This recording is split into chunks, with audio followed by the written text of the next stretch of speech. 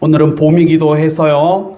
사순절 5번째 주의 설교 제목을 마른 뼈에도 생명이 움튼다라는 제목을 지었는데 은혜 주실 줄로 믿고 말씀을 선포하겠습니다. 우리나라는요, 장례 문화가 예전과는 많이 바뀌었습니다. 과거에는 산에다가 묘를 쓰는 매장 방식이 주를 이루었지만요, 오늘날에는 뭐를 해요? 화장을 합니다. 화장 후에 납골당에 모시는 경우가요, 퍼센트로 보니까 90%를 넘었다고 하니까요, 특별한 경우를 제외하면 이제는 화장으로 장례를 치르는 문화가 되었습니다. 그러니 하나님께서 우리를 부르실 때는 우리 역시도 화장을 통해서 흙으로 돌아갈 것인데요. 여러분은 시신을 태우는 온도가 어느 정도인지 혹시 아십니까? 한 몇 도 정도가 될까요?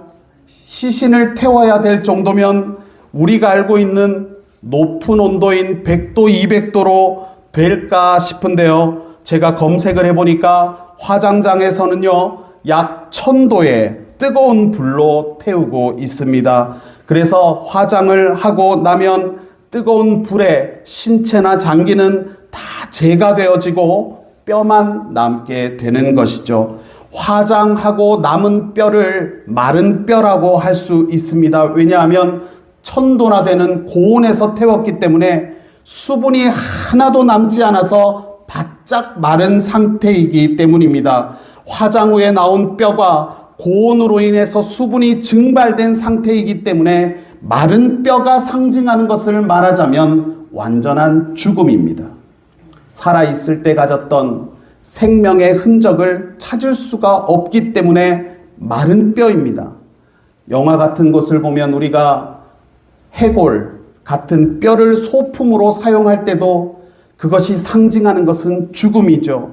죽음이 가득한 곳에 해골 같은 뼈를 배치하는 것입니다. 오늘 본문에 등장하는 마른 뼈가 완전한 죽음을 상징하고요, 깊은 절망을 의미합니다. 1절에 보니까 여호와께서 권능으로 내게 임재하시고 그의 영으로 나를 데리고 가서 골짜기 가운데 두셨는데 거기에 뭐가 있었습니까? 뼈가 가득하더라. 에스겔이 목격한 골짜기에 가득한 뼈는요, 완전한 죽음입니다. 이 골짜기에는 생명이 존재하지 않았어요. 모든 생명 활동은요, 수분을 매개로 일어납니다. 생명이 존재하려면 물이 있어야 되는 거예요. 엄마가 임신을 하면 뱃속에서 생명이 시작되는데 그것도 양수라고 하는 물에서부터입니다. 물에서 생명이 시작되시어 생명의 출발은 물입니다. 그래서인지 물은 우리 몸에 굉장히 이롭습니다. 우리 주변에 정기적으로 목욕탕 다니는 분들 있지 않습니까? 그분들이 한결같이 말하는 것은 물이 건강을 준다고 합니다. 따뜻한 물에 몸을 담그면 피로가 풀리고 근육통도 줄어들지요. 잠들기 전에 온수로 샤워를 하면 수면의 질도 좋아집니다. 물에 담그기 전보다 더 깊고 편안한 잠자리에 들 수 있다는 거예요. 의사로부터 건강을 진단받을 때에, 건강한 생활을 진단받을 때 자주 듣는 말 중에 하나도 물을 자주 드세요 라고 합니다. 하루에 얼마나 먹으라고 해요? 2리터 정도가 좋다고 하지 않습니까? 피부 건강에도 좋고 소화도 잘 되는 것입니다. 그래서 물은 단순히 몸을 씻는 것 이상으로 건강에도 다양한 이점을 줍니다. 물이 생명을 출발시키는 매개체인데요, 본문에서는 그것이 말랐다는 것입니다. 물이 존재하지 않기 때문에 생명이 사라졌다는 뜻이고 죽음을 가리킵니다. 세포가 살기 위해서는 물이 있어야 되는데 물 드시네요, 집사님. 뼈가 말랐으니 생명의 가능성이 사라진 상태입니다. 그래서 마른 뼈를 어떻게 하겠다는 것입니까? 오늘 본문을 결론적으로 말하면 여호와 하나님께서는 마른 뼈에도 생명을 넣으시는 분이라고 말씀합니다. 여호와 하나님은요, 말라 비틀어져 버린 죽음도 생명으로 바꾸시고 마른 뼈와 같은 절망을 소망으로 변화시키십니다. 인간적으로 계산기를 두드릴 때는 답이 나오지 않고 또 이성적으로 판단할 때는 불가능해 보이는 일을 이루어 가시는 분이 전능하신 하나님이십니다. 이 시간 마른 뼈에 생명을 불어넣으시는 전능하신 하나님을 체험하시기를 바랍니다. 체험이 없고 이론만 있는 신앙이라면 인격적인 만남과 체험을 구하는 이 아침 되시기를 바랍니다. 마른 뼈에 생명을 불어넣으시는 하나님을 묵상할 때는요, 죽은 나사로를 살리신 예수님을 떠올릴 수가 있습니다. 요한복음을 보면은요, 예수께서는 병든 나사로를 고쳐주시기 위해서 그의 집에 도착하시는데요, 이미 그가 병들어서 죽은 지가 나흘이 지났다고 합니다. 요한복음 11장 17절, 예수께서 와서 보시니 나사로가 무덤에 있은지 이미 나흘이라. 나흘이라는 말이 뭐예요? 4일이 지났다는 말입니다. 여러분, 완전 마른 뼈가 완전한 죽음이라고 했는데 무덤에 있은지 이미 나흘도 똑같습니다. 더 이상은 생명이 존재할 수 없는 완전한 죽음을 뜻합니다. 나흘을 강조하는 이유는요, 사람이 죽은 것 같았는데 숨이 돌아오는 경우가 있기 때문입니다. 세상에 이런 일이 같은 것을 보면 죽은 줄 알았는데 숨이 넘어갔는데 호흡이 돌아오면서 깨어났다 하는 이야기들이 있지 않습니까? 2022년도에도 세상에 이런 일이에서 보니까 그런 내용을 방영했는데요. 생사의 기로에서 몇 번이고 생명의 끈을 붙잡고 살아났다는 기적의 소년에 대한 기사를 찾을 수가 있었습니다. 그런데 나사로는요, 그것과는 다르게 나흘 동안이나 무덤에 있었습니다. 호흡이 돌아올 가능성이 사라진 상태입니다. 그러니 나사로의 누이들은 예수님을 향해서 안타까운 마음의 원망을 표현합니다. 주님이 조금만 더 일찍 오셨으면 병든 나사로가 죽지 않았을 것이기 때문입니다. 요한복음 11장 21절에 보니까 마르다가 예수께 여짜오되 주께서 여기 계셨더라면 내 오라버니가 죽지 아니하였겠나이다. 조금만 일찍 오셨거나 아니면 여기에 계셨다면 죽지 않고 나음을 입었을 것이라는 말입니다. 여러분, 죽은 자가 살 수 있습니까? 우리는 이것과 비슷한 질문을 가지고 있습니다. 과연 우리 가정이 회복될 수 있는가? 작은 교회들에게도 영적인 전성기가 허락되어지는가? 혹은 내가 가진 여러 가지 중독과 같은 무너진 삶으로부터 변화되어질 수가 있는가 하는 것입니다. 우리의 이성으로 판단할 때는요, 불가능해 보여요. 계산기를 두드리면 답이 안 나옵니다.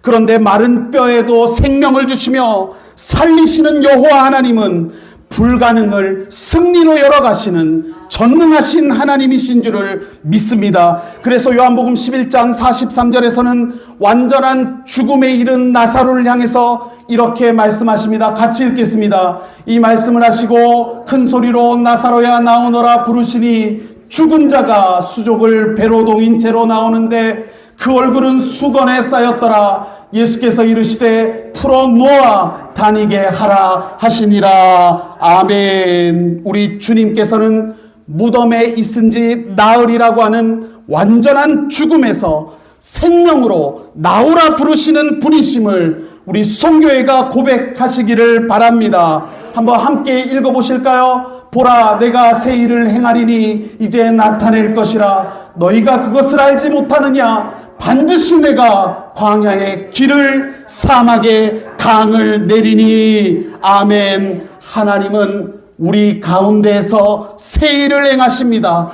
광야에 길을 내시고요, 사막에 강을 내십니다. 실제로 하나님 홍해 바다를 가르시며 광야에 길을 내셨습니다.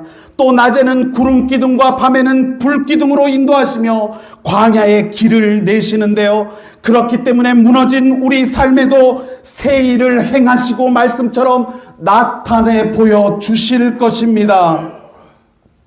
우리 주변에 깨어진 관계가 회복될 수가 있고요, 받은 상처와 아픔도 치유될 수 있습니다.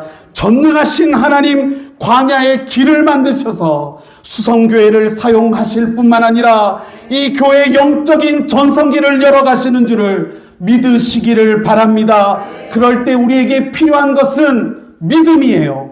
우리의 믿음은요, 이미 받은 줄로 고백하는 믿음 되시기를 바랍니다. 마가복음 11장 24절을 읽어보십시다. 그러므로 내가 너희에게 말하노니 무엇이든지 기도하고 구하는 것은 받은 줄로 믿으라. 그리하면 너희에게 그대로 되리라. 아멘. 그대로 되리라고 하는데요, 기도한 대로 된다는 말입니다.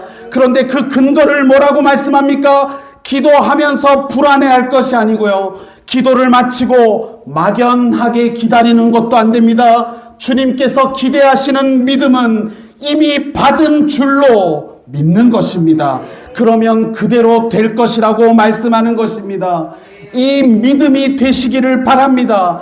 기도했다면 뭐예요? 받은 줄로 믿고 믿음을 선포하시고 그것을 감사하시고 그것을 자랑하는 저와 여러분의 믿음 되시기를 바랍니다. 할렐루야.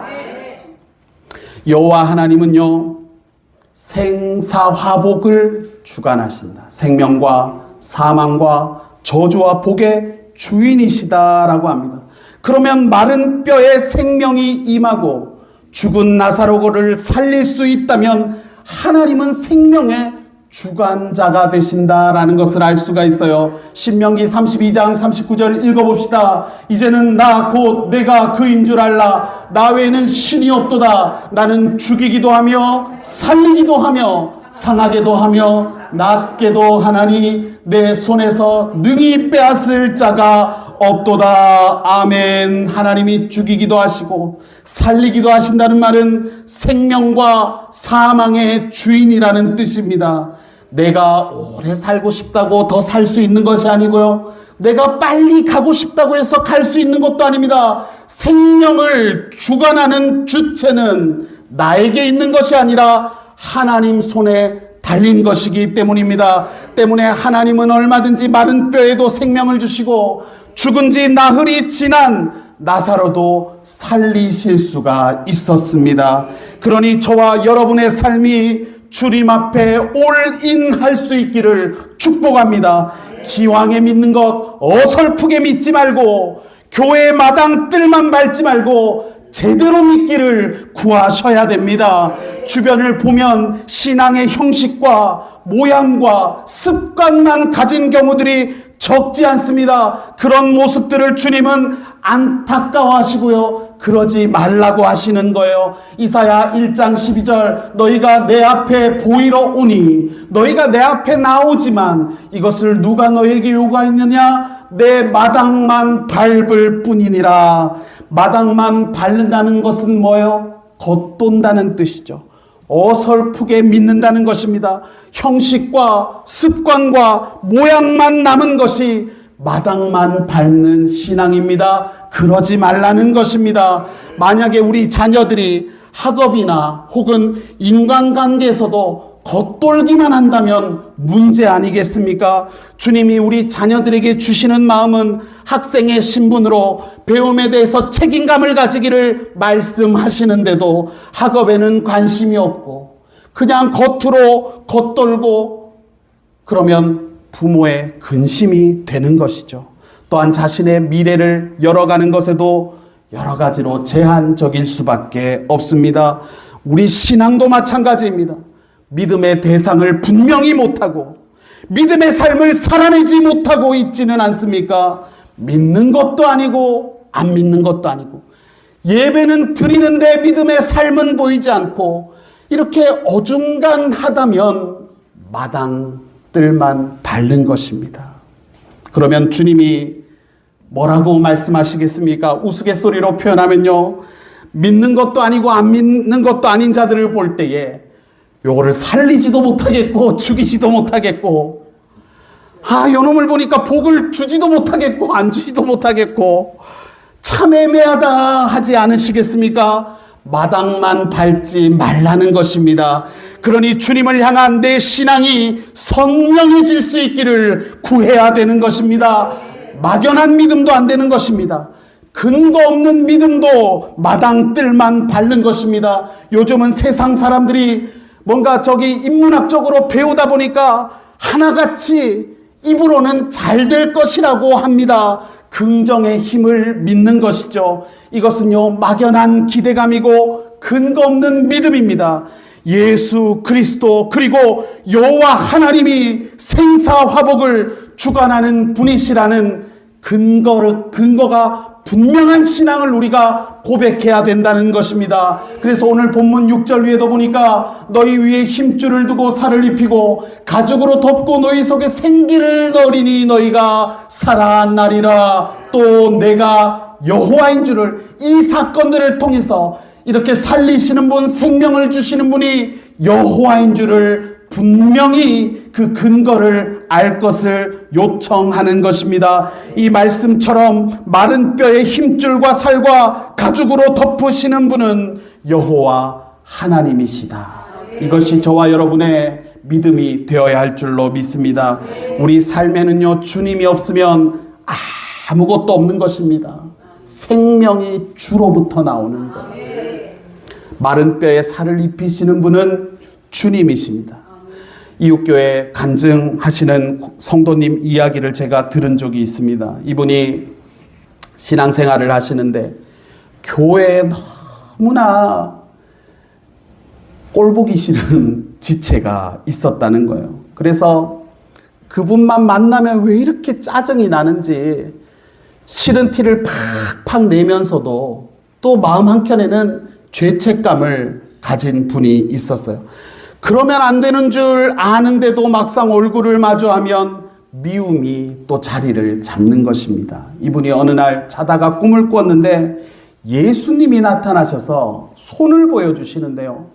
그 손에는 십자가에 못 박히셨던 못자국이 있었던 거예요. 손바닥에 구멍이 뚫려 있었습니다. 그래서 이 성도님이 예수님 손에 십자가 자국을 자세히 들여다보는데 그 구멍 너머로 내가 평소에 싫어했던 그 성도님이 보이더라는 것입니다. 그런데 신기한 것은요, 예수님의 십자가 구멍을 필터로 해서 그분을 보니까, 다시 말해서 예수님을 통해서 사람을 보니까 미운 마음이 하나도 안 생기더라는 거예요. 그때 이분이 느꼈습니다.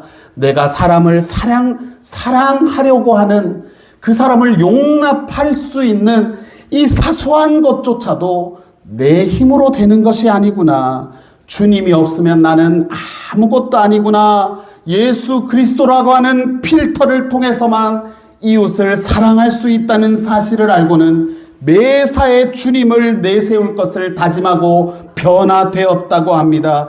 그러니 깨어진 관계가 회복되기를 바라고 우리 가정과 교회가 좋아지기를 기대한다면, 여러분, 이 교회가 어떤 교회입니까? 예수께서 피 흘려 세우신 주님의 몸된 교회를 세워가기를 기대한다면 우리가 누구에게 올인을 해야 되겠습니까? 생사화복을 주관하시는 여호와 하나님, 그리고 예수님께 내 전부를 드리는 믿음을 구해야 하는 것입니다. 그러니 주님을 믿고 따를 때는 어설프게 하지 말고, 마당 뜰만 밟지 말고 확실하게 노선을 정하라는 말입니다. 에스겔은요, 마른 뼈를 보았는데요, 2절을 함께 읽겠습니다. 나를 그 뼈 사방으로 지나가게 하시기로 본즉 그 골짜기 지면에 뼈가 심이 많고 아주 말랐더라. 아멘. 이것은 선지자 에스겔이 본 환상이죠. 그런데 그는 제사장이기도 했기 때문에 죽음을 상징하는 뼈를 접촉하는 것은 부정한 것이었습니다. 그런데도 여호와 하나님께서는 그를 들어서 그 그 뼈 사방으로 지나가게 하셨어요. 자세히 보여주려는 것이었습니다. 그럴 때 에스겔이 목격한 뼈의 상태는 어떠했습니까? 에스겔이 골짜기에서 보았던 뼈의 특징이 두 가지였는데요. 첫 번째는 양이 아주 많았고 두 번째가 말랐었다라는 것입니다. 뼈가 많다는 것은요, 그만큼 처참하다는 것입니다. 시신 한 구 정도면 아이고 뭔가 사연이 있나 보다, 들짐승한테 물렸나 이럴 수가 있는데, 한 자리에 수많은 시신이 모여 있다면 끔찍하고 처참한 것이죠. 여호와께서 선지자 에스겔에게 부정한 뼈 사이를 지나가게 하시며 자세히 보여주셨다는 것은 절망의 바닥을 보여주신 거예요. 절망의 바닥에는 이 마른 뼈와 같은 죽음이 즐비한 것입니다. 그러면 오늘날에 우리는 무엇을 절망의 바닥이라고 할 수가 있습니까? 사명을 잃어버린 채로 살아가는 것이 절망의 바닥입니다. 목적이 사라진 전진도 절망의 바닥이에요. 사명을 상실하고 내가 왜 살아야 되는지, 무엇을 위해 살아야 되는지, 누구를 위해 살아야 되는지 사명을 상실하고 목적을 잃었을 때는 숨을 쉬고 있지만 또 무언가를 하고 있지만 그것은 절망의 바닥 가운데 머무는 것입니다. 여러분, 좀비 도시라고 들어보셨습니까? 미국의 필라델피아 켄싱턴에 가면은요, 좀비 도시라고 불리는 곳이 있습니다. 여기에는 마약 중독자들이 길거리에 쓰러져 있고, 보셨을 거예요. 굳은 채로 이렇게 이러고 막 있고, 그리고 기괴하게 몸을 가누지 못해서 흐느적거리면서 걷고 있는데요. 그들이 좀비인 이유는 그 걸음에는요, 아무런 의미가 없어요. 어딘가를 향해서 걷고는 있는데 목적지가 없고요. 무엇을 위해서 걷는지 사명도 없습니다. 여러분, 이 상태를 살아있다라고 할 수 있습니까? 숨은 쉬고 있고 산 것과 같은 모양은 있지만 산 것이 아니요 절망의 바닥을 헤매는 것입니다. 에스겔이 골짜기의 뼈라고 하는 절망의 바닥을 보았던 것처럼 우리도 무엇이 절망의 바닥인지 마른 뼈의 정체를 보아야 되는 것입니다. 에스겔을 보여주셨지 않습니까? 마른 뼈를 우리도 보아야 된다는 것입니다. 사명에 대한 확신이 없고 내가 왜 살아야 되는지에 대한 방향성이 없다면 좀비 거리에서 느리게 걷고 있는 그들과 다르지 않은 모습일 수가 있다는 말입니다. 신앙인들에게 있어서 절망의 바닥은요, 모양은 남았지만 능력을 상실한 상태입니다. 디모데후서 3장 5절에 보니까 경건의 모양은 있으나 경건의 능력은 부인하니 이 같은 자들에게서 내가 돌아서라 말씀합니다. 경건의 능력은 잊어버리고 모양만 남았다면, 형식만 있다면 그것은 절망의 바닥에 놓인 마른 뼈와 같은 것입니다. 오늘날의 그리스도인들이요, 경건의 능력을 잃어버리고 마른 뼈들이 모여있는 그런 모양만 남아있다면 오늘 1절에서 말씀하신 것처럼 마른 뼈들이 무리에 모여있는 처참한 모습에 지나지 않는다는 것입니다. 기독교 윤리 실천위원회라는 기관에서요, 한국교회 신뢰도를 조사했거든요. 한국교회를 신뢰하지 않는다는 응답이 75.4%가 나왔습니다. 그러니까 길거리에 있는 사람들 5명을 붙잡고 너 교회 괜찮게 생각해? 라고 물으면 4명이 야, 교회는 좀 아니야, 이렇게 답을 한다는 것입니다. 우리가 오늘날 이와 같은 성적표를 받아 들었을 때는요, 하나님 앞에서 회개해야 됩니다. 내가 경건의 능력을 잃어버린 마른 뼈와 같은 존재임을 냉정하게 바라보아야 되는 것입니다. 그리고 변화된 삶, 성숙한 믿음으로 살 수 있기를 간구하는 저와 여러분이 되어야 할 줄로 믿습니다. 우리가 할 수 있는 일이 많지가 않습니다. 우리 힘에는 한계가 분명합니다. 마른 뼈를 살리시는 분도 하나님이 하실 수가 있음을 고백해야 되는 것입니다. 그래서 에스겔이 한 것도 보니까요, 하나님으로부터 쓰임을 받았지만 그가 한 것은 별것이 아닙니다. 그가 한 일을 보니까요, 하나님의 말씀을 대언했다라고 합니다. 여러분, 동명복창하시죠? 들은 것을 따라한 것이 에스겔이 한 일이었어요. 여기 4절에 보니까 또 내게 이르시되 너는 이 모든 뼈에게 대언하라. 그런데 너희 마른 뼈들아 여호와의 말씀을 들을지어다. 그 말씀이 어떤 말씀입니까? 7절에 보니까 내가 명령을 따라 대언하니 대언할 때 소리가 나고 움직이며 이 뼈 저 뼈가 들어맞아 뼈들이 서로 연결되었더라 말씀합니다. 마른 뼈에 생명이 임하는 자리에 에스겔이 그곳에 있었지만 그가 생명을 준 것이 아닙니다. 생명은 여호와 하나님이 주시는 거고요. 그는 말씀을 대언만 했을 뿐입니다. 내가 하는 것이 아니라 주님이 역사해야 되는 것입니다. 우리 가정과 우리 삶과 우리 교회의 나라 민족 가운데도 주님이 우리 삶을 변화시키는 열쇠임을, 우리에게 생명 주시는 능력임을 우리가 고백할 수 있기를 바랍니다. 이제 부활절을 앞두고 우리가 부부 중창단이 연습하고 있지 않습니까? 요즘 여러분 고음 음역 대결 아십니까? 아이고 주여, 우리 젊은이들 사이에서 유행하는 게 있는데 막 고음을 서로 내는 고음 음역 대결을 시작할게요 이런 게 있어요. 근데 제가 지난주에도 주중에도 우리 아내가 노래 좀 불러봐라, 테너 좀 해봐라 했는데 이 찬양을 불러보니까요, 무슨 고음 음역 대결을 해야 될 정도로 높은 음을 가진 어려운 곡이었습니다. 그런데 여러분, 참 감사한 것은 우리의 실력은 좀 부족해도 목적은 분명하잖아요. 부활하신 예수님이 나의 산 소망이 되신다는 이 내용을 찬양으로 고백하는 것입니다. 부활의 기쁨과 감격을 우리가 준비하겠다 할 때는요, 사명이 있기 때문에 살아있는 것입니다. 사명이 없다면은 마른 뼈에 불과한 것입니다. 여러분, 이 노래의 가사가 이렇습니다. 절망의 깊은 수렁 가운데 주님께 닿을 수도 없었지만 주의 이름을 부를 때 어둠을 뚫고 오셔서 나의 절망을 거두신다. 마른 뼈와 같은 우리 인생에도 분명한 사명으로 우리를 부르실 때는요, 삶의 노선을 우리가 분명히 해서 경건의 능력 안에서 생명력 있는 삶을 사시기를 주님의 이름으로 간절히 축복합니다. 할렐루야. 아멘.